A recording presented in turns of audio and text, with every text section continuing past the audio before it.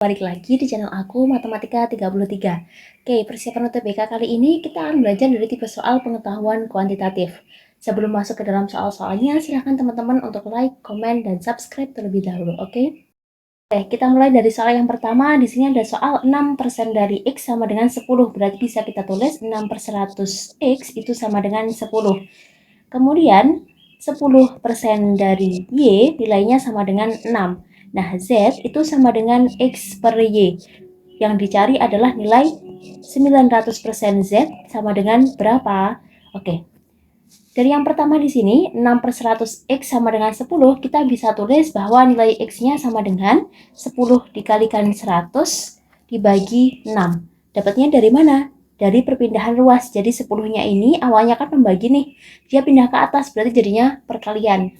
Nah, kemudian yang atas, 6-nya ini kan awalnya jadi bilangan perkalian dengan X. Pindah ke bawah, berarti sehingga jadinya pembagian. Oke, kita simpan bentuk ini, kemudian di sini nilai Y-nya berarti 6 kali 100 dibagi 10. Nah, yang dicari adalah di sini Z sama dengan X per Y. Berarti 10 kali 100 per 6 dibagi 6 kali 100 per 10.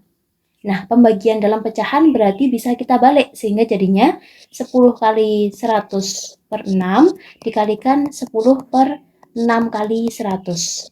Nah, ini bisa kita coret-coret, 100-nya hilang, kemudian di sini yang atas 10 kali 10 per 6 kali 6.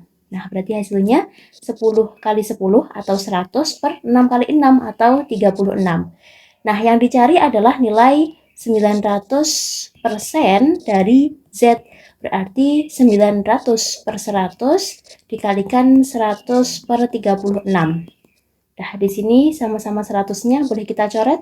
Kemudian 900 kalau misalkan dibagi 9 hasilnya 100. 36 kalau dibagi 9 hasilnya berapa? 4. Nah, berarti hasil akhirnya adalah 100 dibagi 4 atau nilainya 25.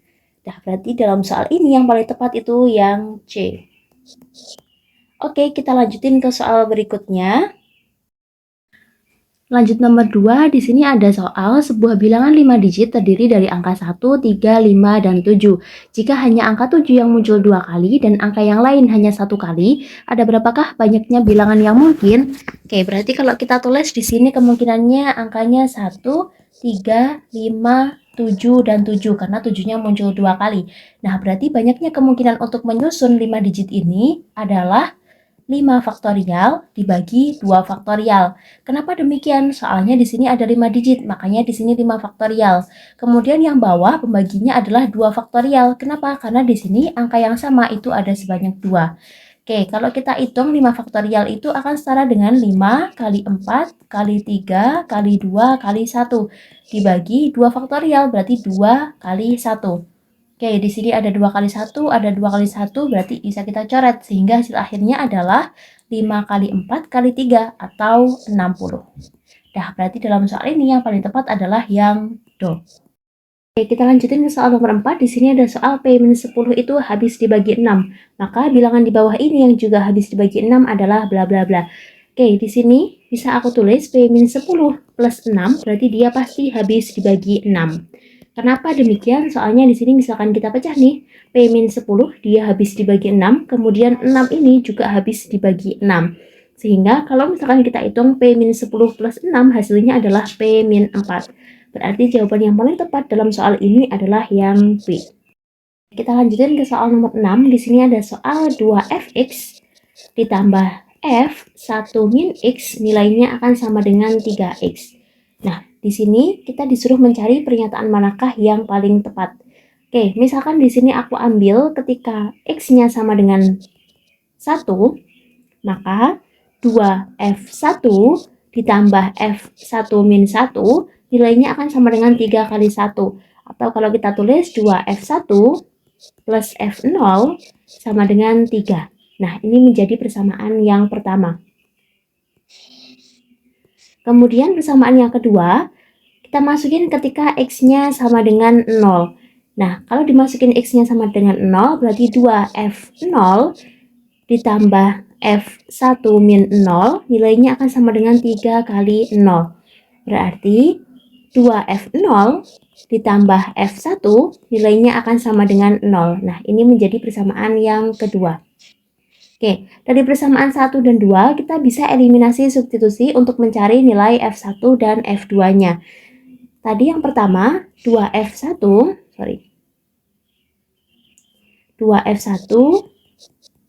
ditambah F0 sama dengan 3. Terus yang kedua 2F0 ditambah F1 sama dengan 0. Nah, yang atas kita kalikan dengan 2. Kenapa? Karena di sini F0, di sini 2F0. Berarti yang atas kita kalikan 2. Kemudian yang bawah kita kalikan 1. Sehingga nanti hasilnya jadi 2 kali 2F1 berarti 4F1. Kemudian ditambah 2 kali F0 berarti 2F0 sama dengan 2 kali 3 atau 6. Kemudian yang bawah karena dikalikan 1 berarti hasilnya tetap 2F0 ditambah F1 sama dengan 0. Nah, karena di sini plus, di sini juga plus, berarti nanti tandanya harus kita min.